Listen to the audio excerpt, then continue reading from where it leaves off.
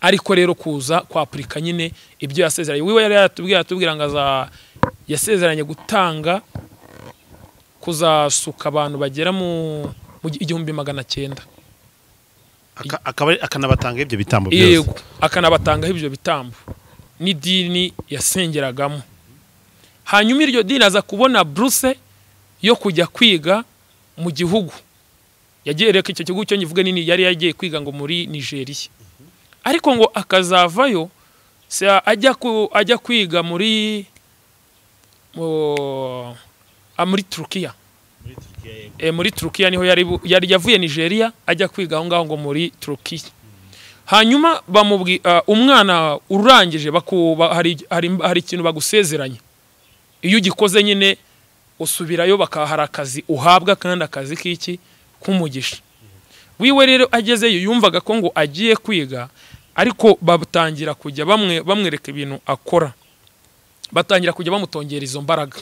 Batangiye kumuvuga amati uyu ni umukozi wacu. Twebwe twayaravuze duti sasa mureke twumve ukuntu ari umukozi wabo. Aravuga ati mu mwambura iyo ngofero. Umwana w'umukobwa yari afite imyaka nakubika afite imyaka nka 20 hari abantu twari kumwe kandi nawe yatubwiye ko namara gukira neza azaza agatanga ubuhamya. Akuramo ingofero tuyimukuramo. Tumaje kuyimukuramo dusanga yaboshye umusatsi, ariko mu kuboha umusatsi ku mpera zawo atera hari akantu kameze nk'agakankara nk'agatwe k'inzoka. Akuyora gambare ingofero ku misatsi we yarashyize akantu kameze we yarashyize agakankara k'inzoka gafite ubuntu bw'ubwiso bw'umutuku. Ejo bundi rwose yaraduhamagaye atubwiye ati umwe wari ugize imyaka 41 arataye. Atubwiye ati ngize 39 sinzi ko uyu mwaka nzagira gute nzawurangiza nzawusoza. Rero impamvu ubona mu mpera z'umwaka habimanuka hakabipfu hakabiki ni igihe turimo turasenga. Arangije tumubaza igitumye ako kantu agafite, aratubwira ngo ni numwa ya Satani, ariko yaje we gufata abakobwa bano bana b'abakobwa akabajyana mu butinganyi.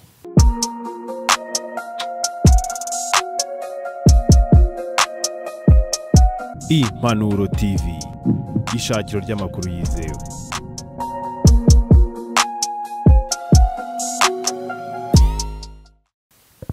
Mwese rero tubifuriza ibihe byiza, mwe mukunda munakurikira ibiganiro byacu. Ni amahoro ya Nyagasani niyo tubifurije. Rero nimugire amahoro kandi muyahorane ibihe byose. Rero nkuko tubana mu biganiro bitandukanye, n'uyu munsi turi kumwe kandi n'ukuri imyaka irahita indi gataha. Nezezwa n'Imana ko mutajya muduterana cyangwa se ngo mudusige. Imana umugisha batugira inama, Imana umugisha badutera inkunga mu buryo bw'ibitekerezo n'ibindi byose. Imana ibagirire neza cyane. 2024 nayo irarangiye. Imana ishimwe ko yakurinze wowe udukurikiye ukaba uri muzima. Hari benshi batakiriho kandi si uko hari icyo barusha, ahubwo n'ubuntu Imana itugirira. Nishimiye kandi ko uyu mugabo Patrick muvuga ubutumwa bwiza bwa Yesu Kristo akaba umuhanuzi twarawutangiranye, none turawusozanije rwose. Ndizera nashidikanya ko kandi nawe udukurikiye dusabira kumana ngo iguhe imbaraga n'uburinzi bwe kugira ngo 2025 uzabashe kwibona kandi uzayiboneremo ibyiza byose. Rero yego Patrick, Yesu ashimwe cyane, karibu kandi Imana ihimbazwe. Yesu ashimwe iteka ryose. Nishimira kukubona cyane. Amen amen. Nanjye nishimira kugaruka mu rugo. Iyo nkubonye mpita mbona ubwanwa bwa Muhozi ukuntu aba yabukase nkahita nkureba. Kayine Rugaba rwose nawe wagira ngo uri umuhungu w'umucwezi hakurya hariya. Ni Imana ijya ibikora. Ni Imana ijya ibikora. Aho ni n'amateka ibuvuzeho, ni n'amateka aho naciye. Biba ngombwa ko nabwo hari ikintu kijya kirokora umuntu, nabwo araho naciye burandokora, ariko hari impamvu bura Kristo nyene yari yabigenje gutyo. Yego. Umeze neza nta kibazo. Ndashima Imana, nekereza ko mu bantu bashima Imana bitewe n'impamvu runaka, nanjye ndimo shima Imana kandi nkomeye. Uyu mwanya tugiyemo reka ngo suza abantu bibwire neza, maze tunatangira n'isengesho kuko ndashaka ko kino kiganiro nk'ukabara n'umuntu akomeza kutubara, nkuko twabyemeje iteka ryose. Gitangiranwa n'umugisha kigasozwa n'undi. Rero reka dusenge. Ku bakunda kunkurikira rero ku Manuro TV, ni amazina yanjye nitwa Shingiro Patrick ndi umukristo mu itorero rya ADPR kumukenye ku Gisozi. Hari aho wageze uravuga ati uyu mugabo ariko ntago iyo tape naga ko kantu ndakageraho ariko ndavuga umusore uri umuntu w'umugabo mu murimo ndi umuntu w'umugabo mu buzima busanzwe ariko arabagira ngo hari igihe naza baza umuntu izina akavuga ati numvise bavuga ko uri umugabo numvise bavuga ko uri umugabo mu bikorwa ndi umugabo ariko mu rugo cyangwa se mu buzima busanzwe ndi umusore ndi umuvuga butumwa rero n'ibindi Kristo dushoboje turabikora nta kibazo nukuri okay reka umwanya tuguhe kugira ngo dusengere uyu mwanya kandi Imana igumugisha cyane nakuyobore muri iki kiganiro. Turagushimye Mana nziza turaguhimbaje wera wa Isirayeli Imana yaturinze kuva uyu mwaka utangiye ukaba waraturinze kugera muri uku kwezi Uwiteka umwe Imana yagora ku ngoma kwa 12 twizeye neza tudashidikanya ko uyu mwaka tuzawusoza amahoro. Niyo mpamvu tuje imbere yawe tugushimiye tuguhimbaje kubw'imirimo myiza myinshi wakoze ku buzima bwacu ndetse n'abacu. Uwiteka rero mwami Imana yagora ku ngoma tuje imbere yawe tugiye kubwira abantu imbaga nyamwinshi uze kubaha umugisha uze kubana nabo kandi uze kubarinda aho bagiye baherereye ku isi. Turagushimye Mana nziza turaguhimbaje uwera wa Isirayeli Imana yaturinze kuva uyu mwaka utangiye wa 2024. Uwiteka mwami Imana yagora ku ngoma turagushimiye ko watugejeje mu mpera zawo muri uku kwezi kwa 12. Uwiteka mwami Yesu hari imbangabo nyinshi watanze ku buzima bwacu. Uwiteka icyo turakigushimiye kuba tugihumeka umwuka w'abazima twe n'abacu kandi mwami Imana yagora ku ngoma turabikweretse turambuye amaboko tuvuga izina ryawe ko uri Imana ishobora byose. Rero tuje imbere yawe mwami Yesu uturinde tuje imbere yawe mwami Yesu uduha imbaraga zo kuvuga Uwiteka mwami Yesu Kristo ibyo wadutumye nihabe kugabanya no kongera. Abari bubone iki kiganiro abakurikira Impanuro TV ubaha umugisha aho bagiye bahe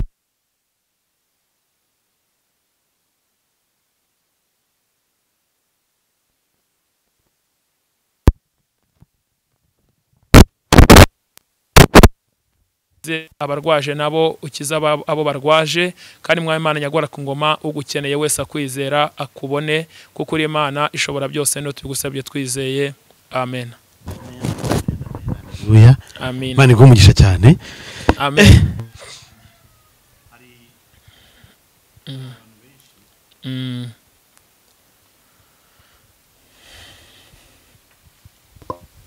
Hari abantu benshi cyane badukurikira batangiye 2024 bakabona byaranze bakaba bagiye kusoza babona nta nzira y'ibisubizo by'ibyo byose barimo barabona. Tubabwire ngo muhumure naka kanya gato gasigaye Imana akabatabariramo cyane rwose. Yego nanjye ndi mwabo bantu bari bawutangiye babona nta cyerekezo ariko nkaba nkusoje ndeba hari icyerekezo ufite ntitugatinye guhamya ibya Kristo ngo tumuhamirize mu bantu byadukoreye kugira ngo nabandi nabo bibabera inzira yo kwizera yuko ibyabo nabo byashoboka cyane rwose. 2024 tugeze mu kwezi kukuboza no kwezi gusoza no kwezi kuba ibintu byinshi cyane bitangaje biteye n'ubwoba cyane kubizera bavuga ko ari umwaka ari ukwezi ko guhora ari ukwezi Satani atezamo ibyago ari ukwezi abapfumu n'abarozi bahagurukamo kandi ni n'ukwezi abanyamasengesho nabo bataryama kubera ko bavuga ngo byarangiye. Yawongeraho n'akantu kavuga ngo ni n'ukwezi kw'abahize ko bagomba guhigura keshi ku ruhande rw'Imana no ku ruhande rwa Satani. Hariho mubona abantu wenda harimo abapfa hariho mubona amagisida hariho mubona mbega n'ukwezi harabo kubera kwiza ari nabo kubera kubi. Bundi keshi na keshi mu buryo bundi bakunda kuvuga ngo n'ukwezi kw'indyankurye. Undi 2024 wabaye umwaka udasanzwe buri mwaka nyine uza ari umwaka udasanzwe ku bijyanye n'ibyo tugenda tubonamo kwera ko urumva isi igenda imyaka igenda izamuka n'ibintu bigenda bihinduka. Yewe harimo n'igihe aho tuzasanga hazamuka gasigaye hatambika nta wamenya kubera ukuntu tubona ibintu bisigaye biza bitangaje. N'umwaka twabonyemo ikitwa abavugira Imana abakozi b'Imana benshi cyane bagaragara bafungwa n'ibindi byinshi cyane bigiye bitandukanye. 2024 ubundi uyu mwaka wawubonye gute kuko naho tuvugeho ku bakristo kintu bagomba kwibuka ndetse no kwitondera no kwigira kuri uyu mwaka dusoje kugira ngo twumve neza 2025 igiye kuza icyo iduhishiye. Yego bo 2024 nk'ibintu navuga naho ubonyemo nabonye Imana ihishura ibihishwe nabonye Imana ihishura ibihishwe nabonye abahagarara imbere y'amateraniro wenda bakavuga ati aho kugira ngo basingize Kristo bagasingiza Satani nabonye abazamura nabonye abo Satani ategeka ku ruhimbi bakavuga ibyo batari bagakwiye kuvuga nimba ujye ubireba sinzi abo nabonye bavuze ngo nk'umuntu nyene naho kugira ngo wenda avuga ati hashimwe Imana akavuga ati hashimwe Satani ibyo ntago nari mbyiteze kubona bibona mu nzu y'Imana nabonye abarwanira mu rusengero rero icyo navuga 2024 nabonye Imana ihishura ibyari bihishwe nuko byinshi cyane gusa twese wenda nubwo tugendera muri promotion ivuga ngo twabonye abakozi b'Imana twabonye iki iyo titre ngira ngo ni ikintu gikomeye cyane ushobora kubona umuntu cyase ukatubona tuvuga gutya ukagira ngo turi abakozi b'Imana tutarabi Imana rero nabonye ibintu byinshi cyane bikomeye nanabonyemo abantu rwose bava mu murimo baravuga bati wenda je sinyiri umukozi w'Imana ngiye mu buhanzi sinyiri umukozi w'Imana ngiye mwibi Satani we nabonye rero abantu bava mu murimo mbona nabandi binjira mu murimo sinatinya kubivuga twabonye abava mu murimo tubona nabandi bajya mu murimo yego abantu benshi bakomeje kwibaza byo gufungwa kw'abakozi b'Imana tubona ibintu byinshi cyane biza ku karubanda nyine n'umwaka abantu benshi cyane bikanzemo n'umwaka abantu abakristo bafite umwuka wera bongeye kwihana bundi bushya bonyana no kubona imbaraga bundi bushya ni mu gihe babandi baraho badandabirana babivuyemo noneho banandavuye bavuze ati reka kamambara baravuze ati ese niba nabanga byaragenze gutya ngewe ndinde wo gukomeza guhengehengeka n'umwaka yenda udasanzwe cyane ngire ngo nkuko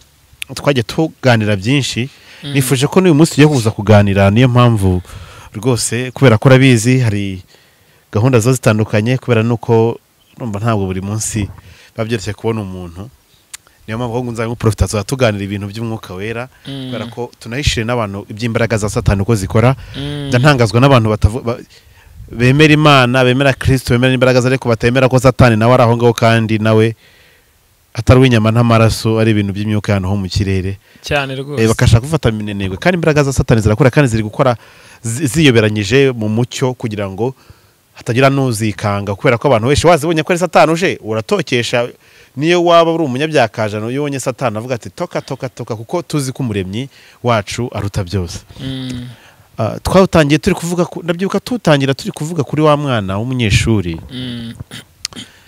n'abanyeshuri bo mu Ruhango baruzwe bagaterezwa amashitani n'umwana mugenzi wabo ngira ngo abantu benshi barabyumvishe nifuje ko tubigarukaho cyane mu mpera z'umwaka dukunda kubona impfu nyinshi zigiye zitandukanye ubu nagira ngo uduhishurire cyane kuri experience ugenda ukuramo uko nawe buri munsi uriga cyane rwose uko ugiye gusengera umuntu urwaye amashitani ejo Satani arihinduranya kubera ko abazi ko uwo muntu uzajya kumusengera ugasanga yazanye strategy nshyashya sasa niyo mpamvu nifuje kugira ngo tuganire byinshi cyane tunahishurira abantu impamvu mu mezi asoza umwaka akunda kuba impanuka nyinshi bamwe akavuga ngo ni ibitambo nkuko waravuze ati no guhigura ku ba Satani no guhigura ku b'Imana ubundi nagira ngo dusobanure iyo fenomene kugira ngo nacyo tubyumve cyane ugende unadusobanura tugende tubiganiramo n'abantu bumve impamvu twaganiye kuri iyi ngingo. Irakoze cyane ubundi iki kirere cy'umwuka kiyoborwa n'imbaraga ebyiri. Mbere na mbere hari imbaraga z'Imana ariko kabiri hari imbaraga za Shitani. Kandi izo mbaraga zose ni imbaraga zikora kandi ni imbaraga zikora imirimo n'iki n'ibitangaza. Gusa icyo twizera cyo tunemeranyaho nuko hejuru ngo y'izo mbaraga zose hari Kristo, hari Imana ishobora byose. Imana ngo nakiri hejuru nta nikirusha imbaraga. Ariko rero kuba twemera yuko izo mbaraga zo hose zihari nago twagakwiye guhakana yuko zigira gute zinakora. Zirahari rero kandi ziranakora. Ni nayo mpamvu nakusabye ndakubwira ni nubwo umuntu umwanya wenda uba ari ikibazo muri uyu mujyi wa Kigali cyase ko no kwisi hose keshi na keshi umwanya ukunda kubura ariko iyo ibintu wabihaye agaciro umwanya urawubona gose.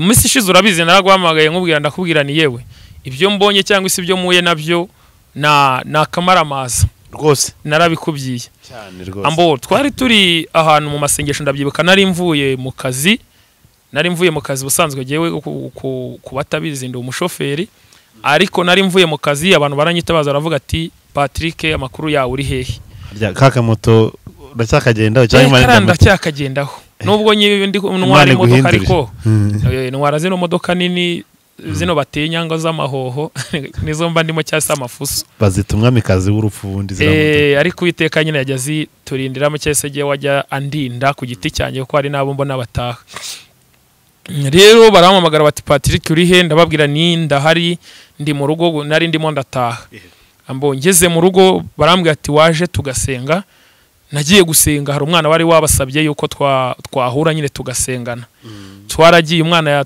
narahamusanze urumva ngo bari bahereye saa 9 bamusengera z'amanywa nanjye magera saa 5 z'ijoro kuko nabanjije kuruhukaho gatoya turasenga saa 5 niho twatangiye gusenga turasenga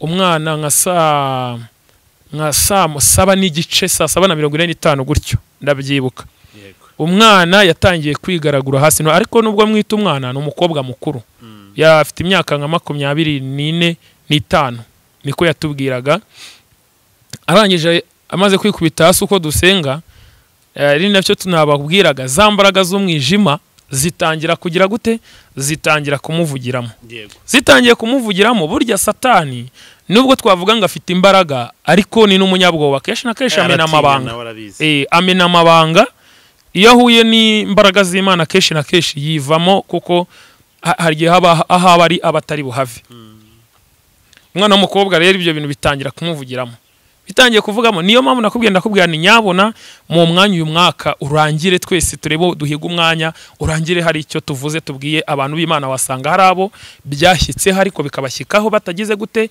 batabizi umwana w'umukobwa mu gusenga ibyo bintu bitangiye kuvuga biravuga biti uyu ni umukozi wacu uyu ni umukozi wacu uyu ni umukunzi wacu twareba umwana w'umukobwa twavuga ati ese kaba badayimoni bari kumvana umukozi wabo kandi uyu mwana akaba yageze hano tubona yaratubwiye ngo nubwo wenda atasengeraga mu itorero dusengeramo ariko ntabwo ari uko iryo torero dusengeramo cyase dusengeramo abari baraho ari uko ari ryo rijyana abantu mu ijuru hoya ahubwo buri wese nyine mu itorero rye aba ari umukristo ahamanyije n'imyemerere yabo batangiye kumuvuga amati uyu ni umukozi wacu twebwe twayaravuze duti sasa mureke twumve ukuntu ari umukozi wabo aravuga ati mu mwambura iyo ngofero umwana w'umukobwa yarafite imyaka nakubika afite yarafite imyaka nka 24 hari abantu twari kumwe kandi nawe yatubwiye ko namara gukira neza azaza agatanga ubuhamya akuramo ingofero tuyimukuramo tumaje kuyimukuramo dusanga yaboshye umusatsi ariko mu kuboha umusatsi ku mpera zawo atera hari akantu kameze nk'agakankara nk'agatwe k'inzoka akuyora gambare ingofero kagapopa ariko nagaruka kuvana umutwe w'inzoka usanzwe kari akantu kagapopi urabona nkana masaro bagenda batakaho ku misatsi we yarashyize akantu kameze we yarashyize agakankara k'inzoka gafite ubuntu bw'ubwiso bw'umutuku turamubaza turavuga ati sni aka kanoza akagakankara akakantu gasobanuye iki mugakoresha iki karatubwira ngo none se ngo nago muzi ko runaka ngakorera muri saro ahana ati kandi nago muzi se ko umuntu asukiye amushyiramo imbaraga zikuye mu uyu mutwe wacu baravuga ati se bikorwa bite bigenda bite aratubwira ati uyu nguyu asuka uko akora muri saro asuka iby'imisatsi asuka iby'imisatsi y'abadamu nyine n'abana nagaruka kuvuga ngo y'abadamu wasanga n'abapapa basuka wenda bano basikisha amadred amarasta ibintu nk'ibyo aratubwira ati rero uyu aka kana gakoresha nk'iyasutse abana b'abakobwa cyangwa se abamama akora uko agenda akora mu mutwe gutya ngo ashimamo akuramo imbaraga hanyuma uko ngo agenda agusukira wagenda gushyiramo imbaraga za bano bantu babatinganye cyangwa se aba lesbien abaryamana bahuje ibitsina abaryamana bahuje abatinganye mu Kinyarwanda aratubwira ati rero uwo sukiye hafi 90% cyangwa se 80%. Umutiramu wa mwuka. Uwo mwuka uko ngenda nkora mu mutwe nanjye nkamukora nkongera nkamukora mu mutwe. Izo mbaraga nzimushyiramo. Twarikanze nyine abari baraho tugira ubwoba. Ariko hashize iminota nk'ibiri araceceka. turasenga araceceka. Turasenga tugiye twumva akantu umuntu umeze nk'umwana amuririyemo ararira. Amajije kurira turavuga dutese ko noneho ibi hajemo umuntu amuririyemo bitangiye kwihinduranya bigenze bite. Kumbi haza ikindi kintu nkaho umundi mudayimoni wiwe azavuga ngo we ni umudayimoni umukoreramo, ariko nubwo amukoreramo wiwe atwara babana asuka cyangwa se bari abana akoresha. aba bana batoya dukunda kubona nyine baragiye gusuka imisatsi aba arabatwara, ariko nubwo turi kuvuga ngo baragiye gusuka imisatsi aho tubashyire tasiyo hatagira umuntu wenda uza kugira ngo usutse wese cyangwa se abantu batangiye ngo dutangiye kwica akazi. Oya, ntago ari icyo ngicyo bisiguye, ntago ari icyo ngicyo bivuze. Hatagira ugira ngo usutse wese ibyo bintu arabikora, ibyo bintu aba bifite. Nuwo nguwo ni turi kuvuga ku mbaraga uwo nguwo yagiraga gute yakoreshaga kugira ngo abantu bajye mu bintu byose babisengeye babisengeye. Noneho uwo mudayimoni wowe wari umurimo utwara abo bana atangira kugira gute, atangira kumuvugiramo, atubwira ukuntu we iyo ari gusuka abana batoya, abana b'abanyeshuri, abana biga gardienne, biga mu primaire, biga segonderi, mbega cyangwa se biga na kaminuza cyangwa se biga handi hantu. Atubwira ukuntu akora yakoze ku mutwe wakoga kankara, akongera agakora umwana mu mutwe, amutwara ubwenge, akamutwara ubwenge. Ibaze Pasi, nawe uri umuntu mukuru, ibaze ufite umwana wabaga uwa mbere wageze mu mwaka wa gatanu, kono byatangiye kwivanga, na kwivanga ahubwo ugahita ubona nimba yabongeraga amanota 90 na mu gihembwe cya gatatu akoze 2 wenda ageze mu wa gatanu ugahita ubona aje afite 30 na. Aho icyo kintu uri kucyumva, iryo diamond yatubwira ngo none se ngo ntabwo muzi ko ngo bari abana ngari twe tubatwara ubwenge ngo twarangiza ngo tukabateranya n'ababyeyi babo. Icyo kintu uri kucyumva. Rero turasenga turangije tubaza iyo diamond, avuga ati se abo bana iyo mubatwaye gutyo mwungukira hehe?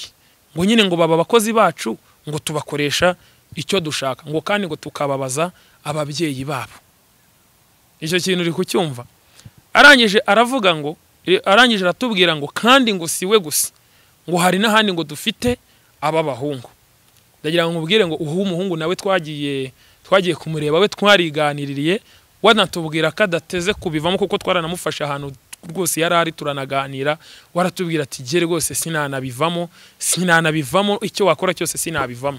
Turavuga ati se wowe umukoro mwamuvuyeho niwo mumenya niwe wamenye amabanga, atubwira ko hari undi muntu bakorana ukora mu yisaro yindi, ukorera mu yindi saro, ariko atubwira ko atari bo gusa ahubwo ari benshi nyine bandagaye nyine ahantu hose bagenda bakora. Ubwo ngubwo tumajije ukuntu uwo muhungu akora, aratubwira ati uwo muhungu imbaraga azifite mu ipantaro yambara, ni ipantaro y'igitsina gore y'abakobwa. N'umuhungu ari kwambara ajya yambara ipantaro y'abagore, niyo akoresha, niyo myenda akoresha, no hejuru niyo myenda nyine akoresha, ariko nyine mu bigaragara ni umuhungu. Hanyuma we iyo ari nk'ukungewe Patrick reka nitangeho urugero, shobora kugenda ngavuga ni nkajya muri saro runaka nkababwira ni nyogosha wiwe uko agenda akogosha akora kuri ya myenda, imbaraga niho hantu agira gute, niho hantu azikura. Ukakora ku myenda agenda gukoraho, uko agikora ku myenda agenda gukoraho, ukafata agasime akagenda akagira. We aratubwira ngo mu biganza byabo iyo bari gukora na amagufa, ano magufa tubona ayo baba bafite abameze ngo nk'amapamba, ngo abameze nk'amapamba, cyese nko kwafata karoti ukayiteka kuri ku nibi yaba yorohereye, ubona wayigonda nka plastic, imeze nka plastic. Nabo rero nikizono kizabo ziba zigize zite, ziba zimeze. Aratubwira ati wo nguwo nawe ashinzwe kuyobya abahungu, abandi nabakana batwara ubwenge. Ndavuga ni rero izi mbaraga hari abantu benshi zateye, hari n'abantu benshi zijya zifata. Turangije tunavuga ati se umuntu wese uje kwiyogoshesha abantu cyangwa uje muramufata nanjye nje naho none abano turi bari gufasha gusenga nabo baje mwabafata. Aratubwira ngo hoya ngo mwebwe ngo turabare ngo iyo muje ngo niyo muje ngo aho hantu ngo niyo abana banyu ngo bahaje ngo tubabona baka ngo nk'ibishirira ngo ntabwo tujya tubakoraho ngo hari n'igihe muza tukishano tukavuga ngo ntabwo duhari ngo mukabajyana ahandi ngo si twabegera mwebwe ngo muba musa nabi ngo muba mucanye umuriro. Uri kubyumva ibyo bintu? Ndavuga ni rero hari abantu ibyo bintu bijya bigeraho ukajya muri saro ugataha nta bwenge, ukajyana umwana muri saro ukabona bitangiye guhinduka. Ndavuga ni rero ibi bintu ntabwo ari ibintu byo kwicara gutya, ni ibintu byo kugira gute, kubwira abantu no kubaburira, kubwira itorero. Ibyo ngibyo uwo ni umwana. Icyo ni ikintu cya mbere twavuga mu mpera z'uyu mwaka, cyese mu ahantu nagiye njya dusenga naba narahuye nacyo.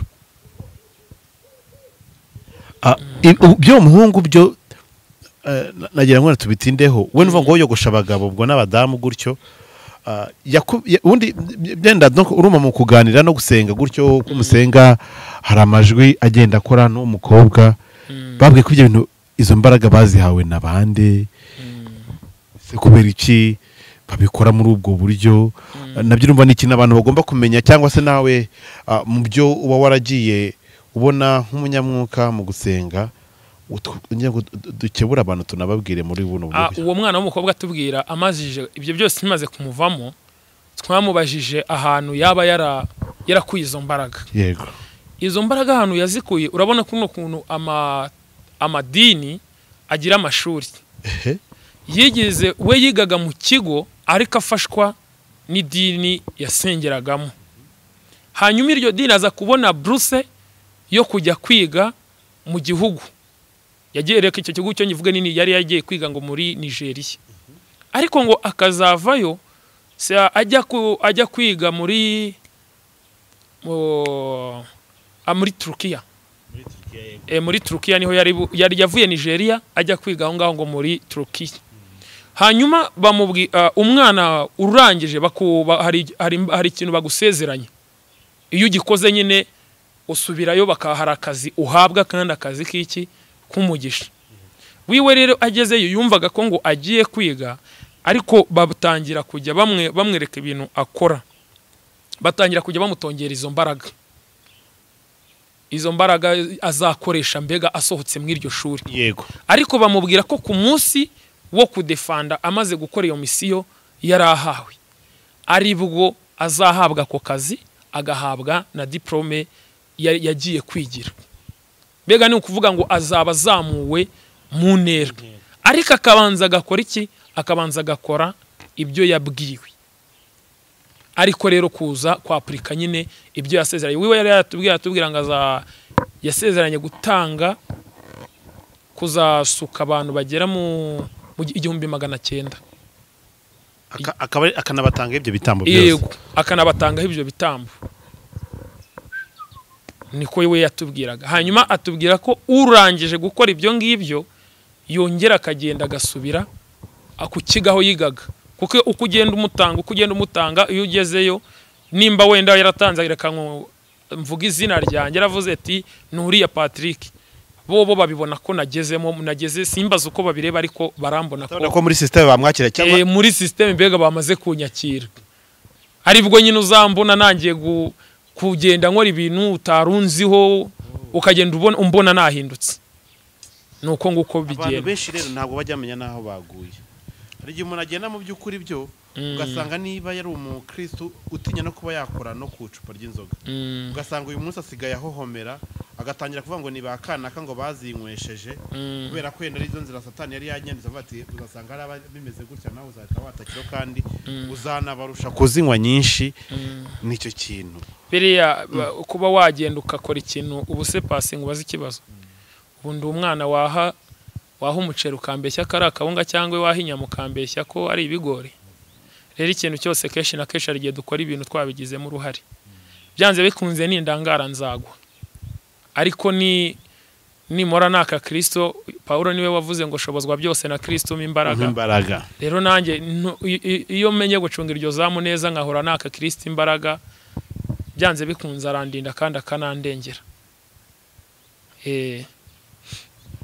Abantu badukurikiye iki kintu bacyumve kandi mu buryo bukomeye cyane, kubera ko niho hajya haturuka n'ibindi byago, ugasanga ntabwo tumyana twanduriye. Umuntu wambwira ati mujye mwiga gusenga, ngo ya ngo ari umukozi w'Imana, ngo nabonye ngo ni umuhanuzi, ngo arasenga ibintu bigakunda, ngo nzayamubwira nsengere. Mu gihe utaragira imbaraga n'ububasha bwo kwicana ngo wisegure wisengere ugire n'ibindi nk'ibyo ngibyo byose ukora, uzahora ubabaye kandi uzahora mu byago bigiye bitandukanye. Icyo ni ikintu tugomba kugaruka, ariko kubera iki izi mpanuka zo dukunda kubona, ibyo niyo gutwara umuntu ubwenge ukamura urugendo, ariko izi mpanuka dukunda kubona byo mu mpera z'umwaka bavuze ko ari ibintu by'imihigo ya Satani biri kugenda higurwa, kandi Satani twamaze kubona ko akorera mu bantu, n'ubundi nabo banakoresha n'abantu ko byagenda kose. aravuga ngo ni abazimu, bitwa abadayimoni cyangwa se abazimu, bita uko ushaka, ariko akoresha abinyama n'amaraso kugira ngo abashe kugera kuri goals ziwe muri iyi si. Ibyo byo bimeze bite by'impanuka dukunda kubona ngo byaranditswe ngo n'agence ngo buri mwaka ngomba gukora accident ngo akagira abantu bapfamo, ngo uyu muhanda ngo agomba kubera impanuka byanga byabyemera, ngo muri kino kigo ngo buri mwaka agomba gupfamo umukozi, ibintu nk'ibyo. Nagira ngo spiritually mu buryo bw'ibijyanye n'umwuka tubisobanukirwe nabyo, udufashe kumenya iby'iyi buriya. Katugaruke kwa kantu bita impera z'umwaka, ibiberamo n'iki cyangwa se ibintu tubonamo kuki bitandukanye n'ibyo tubona mu mezi hagati. Rero kuvuga ngo ni igihe cy'imihigo no guhigura, buri wese aba afite icyo yahize. Umwe avuga ati nisoza uyu mwaka ndangije kwiga nzakora iki, undi avuga ati nindangiza bigenze uko nzakora iki. Naguha urugero rwa hafi ugendeye ku icyo kintu bita impanuka. Ngiye mu gihe cyashize nabonye akazi, ariko nakabonye ku muntu ufite amamodoka menshi. Ninkubwira imodoka wumve ngo sinzi imodoka nyinshi uko bazita, ariko zari imodoka nyinshi. Harimo abantu nje natangajwe uvuze iby'imodoka myinshi ndibuka. Hari umugabo atubwira ko afite, urabona nk'ayo matruck, ayo Scania n'ibindi ngibyo byose bijya kuzana imari za Dar es Salaam, Mombasa, bijyana za Zambia n'ahandi hose. Atubwira ngo afite ngo izi modoka ngo zirenga 90, ngo ze ku giti cye. Ntibaze se nuko tutazi gukora, ese bigenda bite kugira ngo n'ahandi n'akamodoka cyangwa se n'akamoto ufite n'ipine yatoboka kugira ngo ubone nayo kugahomesha, ari nambara agenda hagira ahantu kavuga ati n'ibyisi biragoye. Nuko uvugera ku mukire uvuga ati umukire ahagarariye abandi, wowe ubuzima buraza guhinduka. Unino bira byose bya kintu twahereyeho, Kristo Imana. Hari bitangwa na Kristo na Kristo, hari n'ibitangwa na shitani. Ngewe urugero nari ngiye kuguha, nabonye akazi ndakabona pe, gahemba neza, umushahara mwiza, uhemberwa ku gihe. Ariko imodoka nari ngiyeho zari zimaze hafi ngo umwaka, amezi agera muri 7 gutyo 8 mu 9 hafi umwaka wenda gakuzura, ariko ngo ziri mu igaraje. Ariko umuntu shoferi aranyongura arambwira ati sha turapfuye. Ndamuzane se ndapfuye nziza iki, mbaye iki, ari ikibazo simbonye akazi, ahubwo urumva nagomba kuba ndi mu mashimwe. Ati zira modoka utwaye buri mwaka kuva ngeze mwaka kazi mwamazemo imyaka 3, ariko iri yurimo mu myaka 3 mwamaze buri mwaka yica umuntu. Buri mwaka yica umuntu. Cyo kintu bajya kikuguriza ajya utinyamo, uhita bundi ubibaye ngombwa nubwo akazi ari keza, ariko wafumyamo wakiruka, wareka akazi cyangwa se ugasenga ukayoboza Imana, kuko kenshi na kenshi yoboje Imana ikugira inama. Akazi rero ndagafashe hari abashoferi bamaze hafi amezi 2 zari dipine 3 bagiye mu kazi. Nta n'ukwezi kwaciyeho, ngiye kumva numva umushoferi aramamagaye ati amakuru ni meza, uri hehe? Ndamubwira ati ndahanaha. Ati nuzira mwishe. Azize iki? Yishwe n'iyo modoka. Ati ni ya kamyo imwe wabonaga, zimwe nakubwiraga, habasigayemo ngewe n'uwo mwana wundi w'umusore, twese usibye umwe wari mariye, uwo nguwe wapfuye yasize umudamu n'abana 2. Haciyeho iminsi itarenze muri 4, iminsi 4. Haciyeho iminsi itarenze 4, wa undi nawe wari ufite ya yindi imodoka iramutongokana avuye gupakira, imurenza umuhanda pe, imurengeje umuhanda aragenda, yaraje nyine bamuzana mu bitaro hano i Kigali, yarwaye igihe gitoya, arwaye nk'ibyumweru 2 ariko nawe arapfa. Ngewe nta kindi kintu nakoze, nafashe umuntu harimo abashoferi basenga bakijijwe, ndabwira nese ko nabonye usenga waretse tukajya gusenga. Tugiye gusenga Imana iratubwira ati ziriya modoka, Imana itubwira imodoka sanga harimo niyo ngiyo nari ifite, ni ngewe warutahiwe. Ziriya modoka buri mwaka nyirazo yatanze ko abashoferi bazajya baba baziriho bazajya bapfa. Wiwe ndumva afite zino modoka nini zigera mu 130. Zino zana amadipi na no mahoho no mabenzi bino imodoka binini. Afite imodoka zigera nko mu 130. Kandi tukaya tubona abantu bafite ibintu ngo tubiririre. Ntabwo tuzi bitamo batanze uko bingana. Yewe gawe, reka nkubwire. Ngewe nyimara kumbyumva gutyo, twagiye gusenga Imana imaze kubiduhishurira. Ngewe nasigaye senga nabaye bwa Dawidi. Mbaza Imana ati none se ngagumemo cyangwa se nitahire. Sinkubeshye mu byukuri aho hafi aho hari ahantu bakoreraga ibizamini bino bya perimi. Hari hajemo umumama ndamwibuka, nta n'imisi ishize n'amezi angahe ashize. Umumama yaraje arambwira ati shofe biti ni sawa, amakuru yawe ni meza. Imana irambwiye ngo taha, va mu kazi utahe. Ndeba umuntu utanzi, nyine abantu b'ikigero urabizi ko umwuka basigaye banafite no gupinga urimo. Nanjye ako kantu kanjemo ndavugana ubu koko ndeka akazi, atumva taha parika imodoka utahe. Sinkubeshye naratashye, nta nubwo nigeze mvuga ngo ndasezera, ariko naratashye ndapakinga imyenda maze kuyifata nditahira. Akanzingira gute ndagasiga utanasezeye. Ntabwo nasezeye, gusa nahamagaye nyiri imodoka mubwira ko imodoka ya harahani iri, mubwira ko magurutse ngiye. Rambaza toke none se no kubera iki tindangira undi mushoferi azatwara iyo modoka. Ndavuga ni keretse nkurangiye umushoferi ariko akajya gutwara ziriya noya cyangwa akajya gutwara ziriya nini, ano madipi nano akururana, akaba ari ajya gutwara ariko izi ngizi nazitware. Ngo yewe ngo hoya ushakira utwara iyo ngiyo, ngo cyangwe ngo nawe ngo ubuyitwara. Ndavuga ni hoya, ngewe ndagiye ndakenewe hari ahantu bamamagaye, ngaye nguko ngenda gutyo. Ariko abantu baratambwa kandi abantu nabo bagahigura. Urumva ngaho nanjye iyo namenye ubwenge naringiye. Yego, byari birangiye. Yego. Ibi bintu abantu benshi cyane kunda kubyumva akavuga ngo byahinde by'abarokore n'ibindi nk'ibyo ngibyo. Nagira ngo twongere tumenye ubundi abantu kubera iki tuzi ko igihembo cyo gukorera Imana cyo kuba umukristo mwiza ari ubugingo buhoraho tuzaragwa. Ubundi kuki ibintu bya Satani abantu babijyamo kandi tuzi ko ari sekibi, tuzi ko ari umugome, ari umwicanyi, ari iki?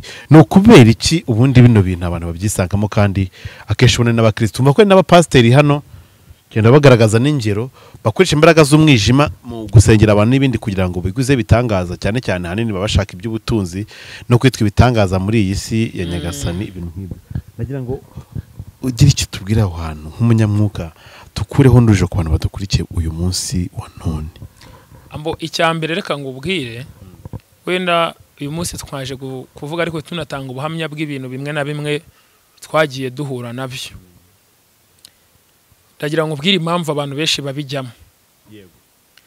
Mu minsi ihise giye nkunda gusenga, nubwo ako kazi mba ngafite ariko ari n'igihe parika nkavuga ni ngiye kubanza sengane n'umuntu cyase naba ndahantu runaka nkazamura ibirahure nkabanza ngasengana n'abantu runaka.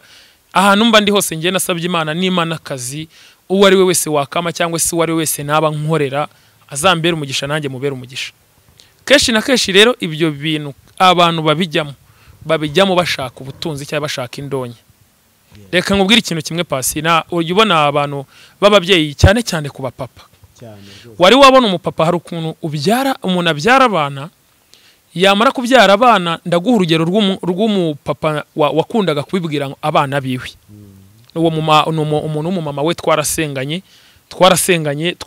cyane kandi nasenganye n'abantu benshi ariko ukajya wumva umuntu w'umupapa umumama yakora ikintu yakora ikosa akamucyurira ku bana ati sibyo bizakumarira iki yagukorera ikintu akavuga ati wamubwira ati ndekera abana ati ufite abana ati uzabimenya ati nta makuru ufite ikintu cyose umubwiye akakumvisha ko wowe n'abana ugize gute n'abana ufite kenshi na kenshi uriya muntu ukubwira biriya bintu ukunda kukubwira ku bana bawe akakubwira ngo ntacyo bazakumarira ngo mwebwe ngo na nyoko ngo iyo mbareba ngo mba nduzi nta kintu muzimarira ariko agakunda kubavugaho ibintu bibi gusa kenshi na kenshi bariya bana iyo ucunze neza bakiri batoya bariya bana 80% baba baratambwe cyangwa se papa wabo cyangwa se umuntu ukunda kubabwira ibyo bintu aba yarabakoreye ibintu bibi naguha urwo rugero rw'umubyeyi papa w'abana yakundaga kubwira gutyo umupapa yava mu kazi cyangwa mama wabo yavana nabo mu kazi papa wabo akunda agasanga wenda nk'umwana yakosheje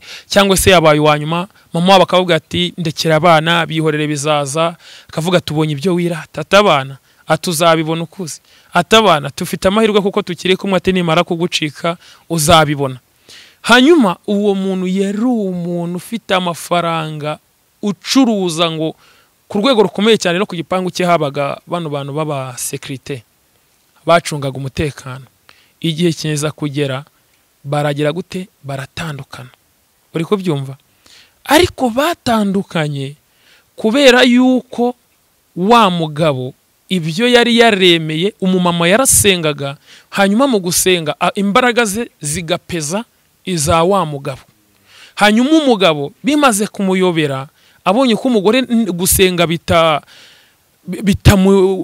atateze kubivamo kandi n'abana be bagashyigikira mama wabo bagasenga cyane imbaraga zabo zica intege wa mugabo umugabo aratorongera agira gute aragenda haje kuvumbukamo umwana umwe wakundaga wari umeze nka reba bano bana bakunda kuvuga ngo ni sinzi uko nabivuga ngo ni debile cyese ngo ni umwana nguta ufite ubumuga mu mutwe nyine tubisigaye tuvuga ngo ufite ubumuga mu mutwe ariko keshi ngo ni abana batuzuye uwo mwana batangiye ariko mama bakavuga ngo uyu mwana byabaye ageze mu wa 4 akakubwira ngo yarageze mu wa 4 nyine akakubwira umwaka yarageze ngo yari n'umuhanga cyane ngo uyu mwana ngo ndabyibuka ngo tuguriye inzu n'imodoka ngo ni hibi bintu byahise bitangira kuba ariko namenye umubare uri mwaho ngaho hanyuma tuza gusengana yari ahantu yari ari hanze si twari bugereyo natwe si nanu wari gutega tuza kugira amahirwe baza mu gihugu turavuga ati noneho nuza mu Rwanda uzaza n'uwo mwana dusengane nawe Imana nikora ku bushake bwayo izakora ariko nitanakora hari izindi nzira bizacamo twasenganye na wa mwana bya bintu bitangira kuvugira mu mwana bivuga ko ari byo byamubujije kwiga ari nabyo byatumye wa mwana atangira kugira gute inkonda ati rero impamvu umutegeze mubona mupfa kandi bigira gute ni nayo mpamvu papa yakundaga kuvuga ari amagambo aduciraho iteka atuvuma avuga ibintu bibi cyane bikomeye tuza gusanga rero hari amagambo mabi uwo mubyeyi yakundaga kubwira abana babo ariko tuza gusanga buri mwaka buri muki mu mpera z'umwaka yaguraga ngo ihene cyangwa se akagura inama cyangwa yaguraga itungo hanyuma akababwira ngo buri mwaka nanone mu matariki yakundaga kubikora ngo buzacya Noheli cyangwa buzacya umwaka utangira ngo abana bose yajyaga kubogoshesha yamara ngo kubogoshesha agafata wa musatsi icyo bita nyine turi kuvuga ku cyo bita guhigura yamara gufata wa musatsi akamuvanga n'amaraso ya bya bisimba bagize gute bakase ngo yamara kuyafata ya maraso yafashe ya maraso ya bya bisimba ngo bakarya inyama, bamara kurya inyama akababwira ngo ariko munyegeranyirize iki amagufa. Baza kumara kongeranya amagufa ngo agafata ya magufa ngo akagenda nko kwirembo cyangwa se akajya ahantu runaka akayahataba. Uri kubyumva ibyo bintu? Ngo ariko akavuga ngo iki ni igitambo. Bishatse kuvuga ngo wa musatsi w'abana na ya maraso iyo yabishyiraga mu butaka yaravugaga ngo iki ni igitambo ngo cyaba abana banjye ngize gute mbahaye.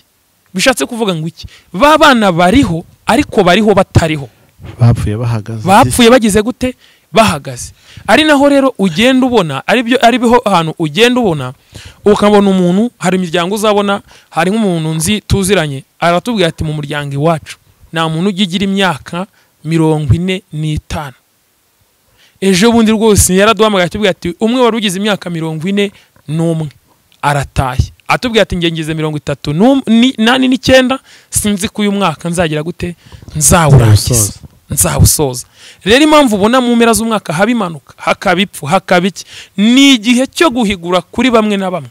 Ari naho uzabona abantu benshi, ukabona abashima Imana, ukabona abandi abagira amarira cyangwa se abagira ibyago byinshi. Ni nyine ni igihe cyo guhigura kugira ngo batangirane imihigo mishya. Nyine nicyo cyo kuvuga ngo dore igihe kirahise cyangwa se dore umwaka urashize, muhigura ibyo mwahize mwongere mutangirane iki indi mihigo. Ni igihe cyo guhigura. Niyo mpamvu ubona nyine abapfa, niyo mpamvu ubona iki mbega ibyo bintu. Ni igihe cyo guhigura. Abantu bakurikiye iki kiganiro harimo n'abatangiye gutitira bijyanye nuko bisanze muri ako gatebo. Ariko hari ikintu nibaza, nk'ubu ngubu tuvuge nk'umuntu akaza kumenya ko yatanzwe igitambo runaka. Hari watambwe n'umubyeyi, hari watambwe, hari n'ababosi batamba abakozi babo, hari n'abantu batamba utanamuzi gusa ari uko nyine yakubonye, kuko Satani nawe ntabwo yakira ibonetse byose. Yakira abanyamugisha kandi yakira ikintu kidasanzwe nazakuraho za mpano zo kugurisha, kuko barazigurisha impano. Twaje kumenya ko ushobora kubyuka uyu munsi wari umuhanuzi, Satani akahita kunyaga akakutuma iyo mpano akayijyana akayagrandisa akazagenda yicuruza kuri babahanuzi. Ubona bamwe nabonye badutse bara abantu mu ruhamo ukabona barimo baradandabirana, cyangwa bamwe bakujugunyira ngo fata inzu, fata imodoka, ibintu nka biriya bayikujugunyaho ukanayibona si imikino. Ariko ikibazo ntabwo ivuye mu gushakika kw'Imana. Niyo mpamvu hano usanga ibintu byatangiye kubibazo. Nk'umuntu amusamye ko yatanzwe igitambo mu nziza zose zitandukanye ushobora gutambirwamo, yakora iki kugira ngo yitandukanye n'ibyo bintu kuko biba byarabaye nta ruhare yabigizemo? Kuko biba byarabaye nta ruhare yabigizemo.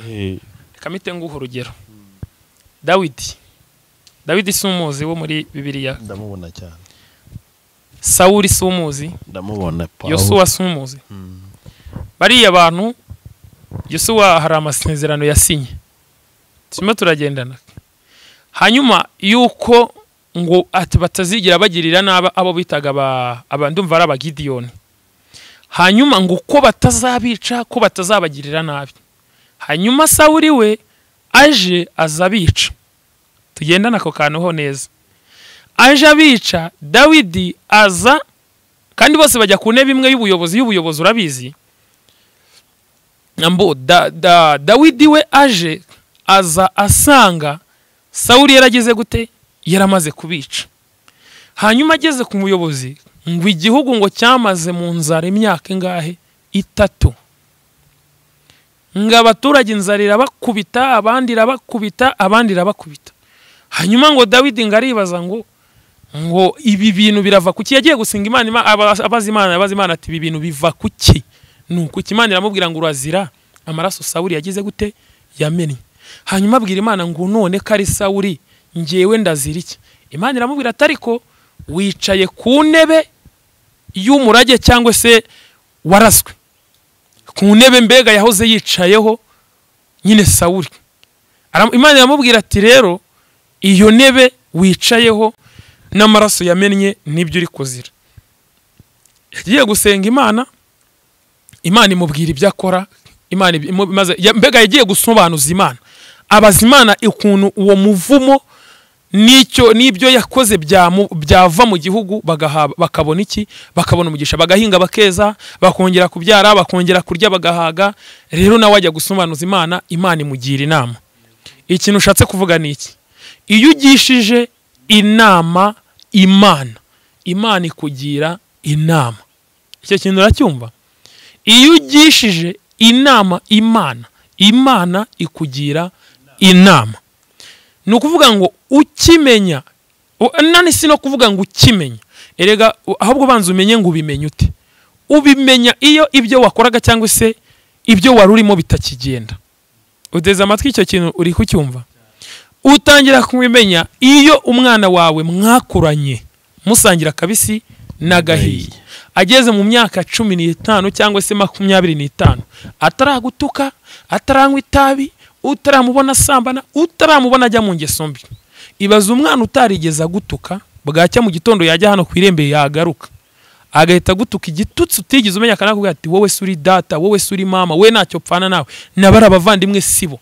Icyo gihe icyo ni ikimenyetso kikwereka ko umwana wawe atakiri umwe wareze. Ni ikimenyetso kikwereka ko hari imbaraga zindi zagize gute, zatangiye kumuyobora. Turimo turagendana.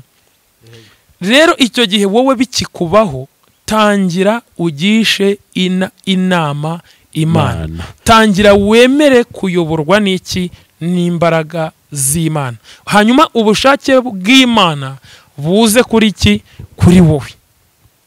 Nibuza kuri wowe, izo mbaraga zose zizagira gute, zizakuvaho. Yego. Hari ikintu byo twabwira n'abantu mu gihe uzaba uhari, ukabona hari ibintu watinya, ukabona warabitinyutse, ukabona watinyaga inzoga, ukabona usigaye wumva ufite icyaka cy'inzoga kidasanzwe, kumva ufite irari ry'ubusambanyi bidasanzwe, icyitwa itabi n'ibindi byaha byose, cyangwa se ibintu utigeze gutekereza ko byakoka, ukabona usigaye ubikora. Uzicara ubanze witekereze, uvuga ati nyamara reka nagarukira aha byashoboka. Kuko bitabaye byo ushobora kuzisanga uri muri situation mbi cyane, byazana kugora kuba byagira igaruriro. Ariko imenye kare ugasenga, Imana irabikora kandi bikagenda neza cyane. Yego Patrick, yenda twaganiye byinshi, yenda hari ubutumwa nagufatanye nkuganiriza ibyo.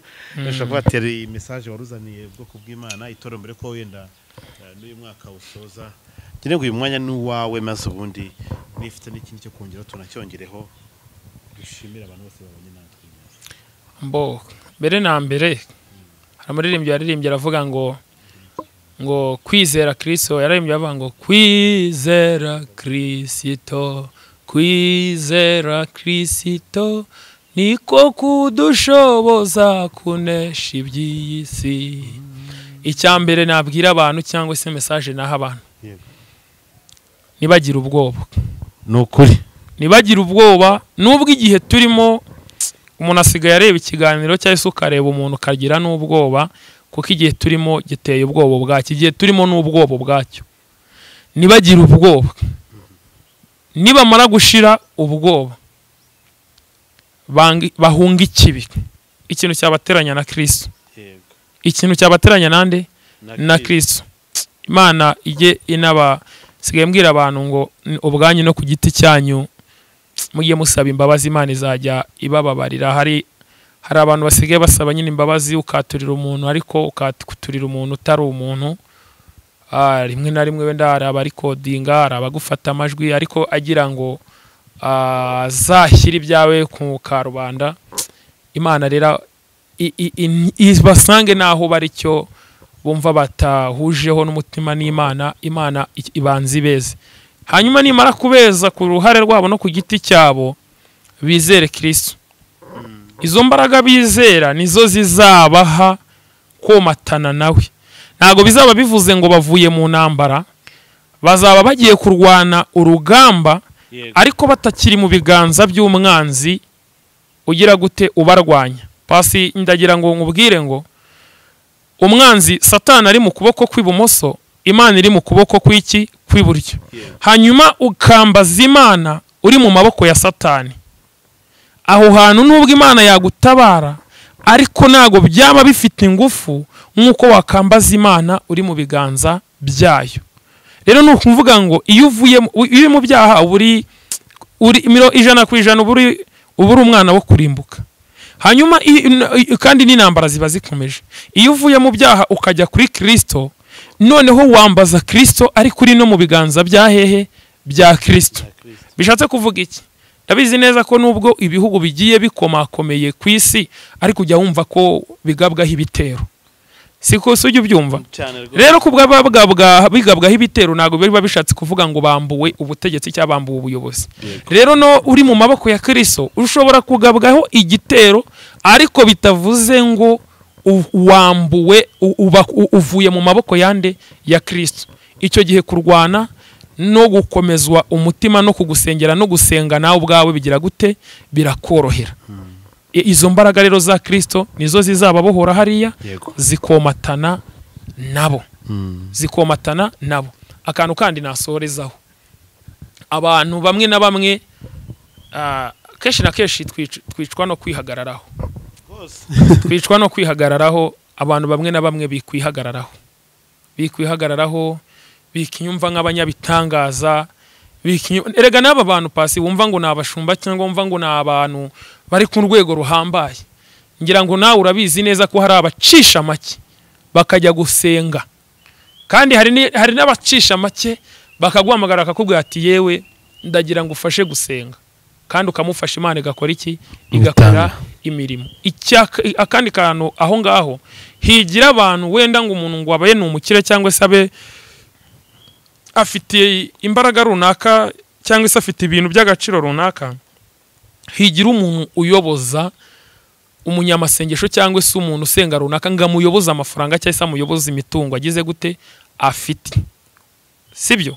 Icyo kintu simbizi nimba ucyumvise. Ndacyumva cyane. Icyo gihe iyo uyobowe n'amafaranga cyangwa se ukayoborwa umuntu wenda nakubwiye ati nitwa gutya na gutya ndashaka kusengera umwana wanjye cyangwa se ndashaka kusengera ngewe ndarwaye Imana inkize ibi ngibi, wamubwira ati se warase tugahera hano tukaza kubona gusenga, agashaka kukuyobora pana aho kuyamuyoborwe na Mwuka Wera. Icyo gihe iryo sengesho nta kintu rigeraho. Mugiye kuyoborwa n'amarangamutima cyangwa se mugiye kuyoborwa n'ibyifuzo by'umuntu aho kugira ngo muyoborwe n'iki? Na Mwuka Wera. Umuntu ubwira uti ndashaka ko mugize gute? Ndashaka ko dusengana. Nitwa runaka cyangwa se n'iryo zino ryihorere cyangwa se nitwa runaka nuyahanaha ndi umubyeyi nifuzaga ko dusengana. Hanyuma muterura isengesho muyoborwe n'iki? Na Mwuka Wera. Aho kugira ngo umubwire ngo ndashaka kusengera business yanjye kagenda, ndashaka kusengera ibi wiyobora umuntu ahubwo tuza muzamura isengesho, hanyuma iki Imana igenda ivuga cyangwa se iki Imana igenda ibahishurira, ariko nyine kuyoborwa n'umwuka nicyo nawe urivuze gushingiraho usenga uvuga ati icyo kintu nibyo koko Imana yakimbwiye iki gihe byagenze ukuntu hari aho nageze ndateshuka, hari aho nageze mbega mugende muyoborwa na Mwuka Wera. Ni naho ikintu muzaba musengera kizagira gute? Kizasohora, cyangwa se muzabona amashimwe kuruta uko mwabona mwasenga ibintu bitazasubizwa. Burya isengesho rizima ni ugusenga ukabona rezilita z'icyo wasengeye.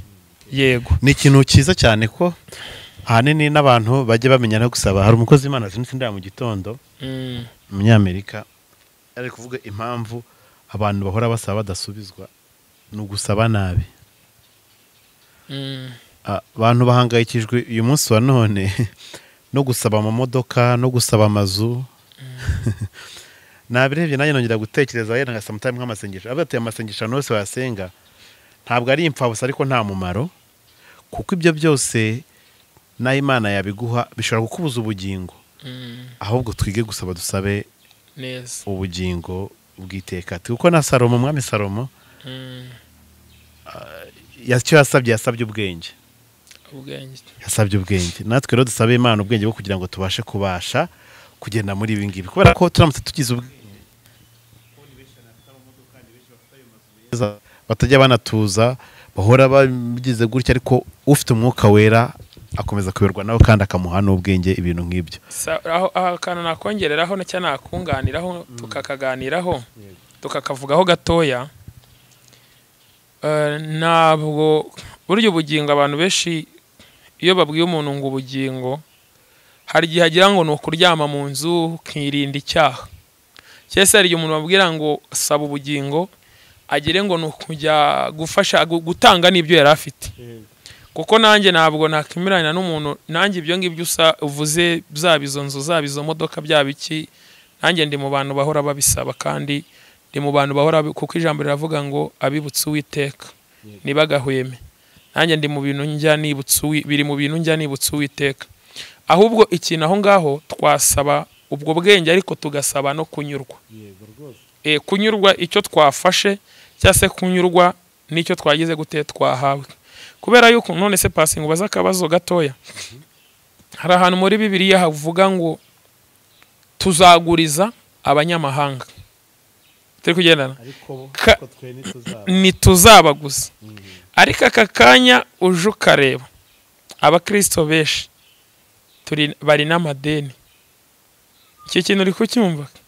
bishatse kuvuga ngo aho uhabwa benshi n'ibihugu bigira amadeni aho ngaho ni ukuvuga ngo bishatse kuvuga ngo winjiye mu icyo kirere cyo kuvuga ngo tuzaguriza abanyamahanga ariko bo nibazatuguriza tuzatungisha benshi mbega winjiye mu icyo kintu wasanga hari intebe twagiye tunyagwa wasanga hari intebe twambuwe kandi ugasanga hari n'agaciro twagize gute twambuwe ahubwo dusenge ariko tumenye kunyurwa n'icyo twagize gute twahawe Imana niguha ikintu ikakubwira ati mwana wanjye nguhaye iki yakiguha ukamenya kugihagararamo ariko ukamenya no kugira gute kuyishima ikindi kintu cya kabiri abantu turahabwa ariko si tumenya kugira gute gushima gutanga no gushima burya iyo uhawe mbere na mbere shima Imana hanyuma na wongere utange ikintu cyose ugabiwe biba bisaba gushima direct kuko mu bintu bishimisha Imana n'amashimwe abamo yego tugushimire cyane yenda ku bantu twafasha akanya isaha yose tuganira ku muntu wifuza kuvugana na Patrick ku muntu wifuza gusengana nawe n'ibindi nk'ibyo byose n'ubujyanama kuko buri gihe nkunda ubujyanama cyane nkunda ko wangira inama cyane kuruta uko wansengera kugira inama nshobora gusenga gute ni cyamfasha kugira ngo ibintu bigende neza ko ibyo bintu benshi cyane ntibaba babizi icyo cyaba ari ikintu cyiza cyane ngire ngo buri muntu wese aka kanya ashobora kwitaho kugira ngo ibintu bigende neza cyane so niki kintu wabwira abantu rero bifuza kuvugana no gusengana n'ibindi byose nk'ibyo ngibyo bashaka kubona uko bakubona ko numvisha akazi usigaye ufite nikoroshye cyane ko ibyo ari byo byose nizere ko tirengagije umurimo we yaguhamagarira gutoranije akazi ko ufite ni akazi gusa ni n'akazi Imana yagiye ivugaho gusa wenda hari igihe hazakorwa ahubwo akisumbuyeho ariko ko nako ngakoreramo umurimo w'Imana ambo rero ku bantu bifuza kuvugana nanjye icyambere cyangwa se icyambere mbanza kubabwira nkunda gusengana n'umuntu ushaka gusenga koko wumva ukeneye cyangwa se ukeneye reka mvuge ushaka gusenga kabiri ukeneye guhembuka mu buryo bw'umubiri mu buryo bw'umwuka kabiri umuntu wese unyandikiye cyangwa usabye umwanya wari wo wose muha umwanya tuganira umwanya cyangwa se tukavugana igihe runaka twavuganiraho rero abifuza kumvugisha nimero yanjye iba ikorera no kuri WhatsApp ni 0788 49 79 379 0788 49 79 niyo nimero bakoresha reka tukifuriza umugisha w'Imana twifurize amahoro y'Imana abantu mwese mudukurikiye tunabifurize kandi uyu mwaka kusoza mu mahoro ya Kristo kandi abasubiye inyuma ube akanya keza ko kwisubiraho kugira ngo mutangirane n'ingamba nshya kandi umugisha w'Imana we kuri Patrick kandi Imana ikomeze kwagura imbaraga n'impano ze z'umwuka wera kugira ngo arusheho gukora byinshi cyane no gusengera benshi cyane abantu bafite ibibazo nk'ibyo byose by'imyuka mibi n'ibindi nk'ibyo byose bashaka gusengera bamwegere biraza kugenda neza cyane mu mpano Imana yamuhaye rero turabakunda mukomeze mugire ibihe byiza Imana ibarinde bye